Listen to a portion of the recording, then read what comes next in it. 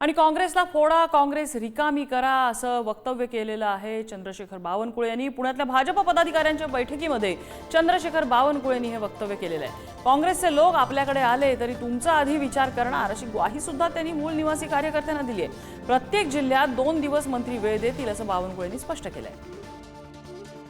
तुमच्यासारखे देवदूत कार्यकर्ते पार्टी जवळ आहे, पार्टी मजबूत आहे, इथनं पुन्हा पार्टी वाढवा। संग्राम खोटे सारखे जेवढे काही दिसते तुम्हाला तेवढे दोन आहे काय म्हटलं तुझा आता काँग्रेस खाली करू तुम्ही तुमची चिंता न करा, तुमच्याकडे बटवा ना आम्ही तुम्ही आपलं। आणि ही ऑडिओ क्लिप व्हायरल झाल्यानंतर चंद्रशेखर बावनकुळेंनी स्पष्टीकरण देत काँग्रेसवर पुन्हा टीका केली आहे। तर खासदार संजय राऊतांनी बावनकुळेंना प्रत्युत्तर दिलंय।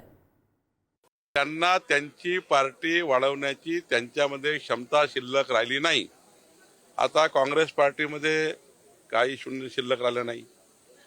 शरद पवार साहेबांकडे कोणी जायला तयार नाही, तिकडे उद्धव ठाकरेंना तर कोणी त्यांचं शिवबंधन विसरूनच गेलंय।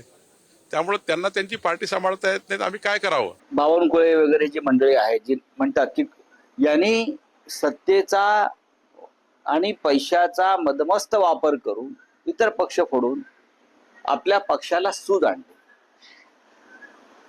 आजचा भारतीय जनता पक्ष हा ओरिजिनल भारतीय जनता पक्ष नाही।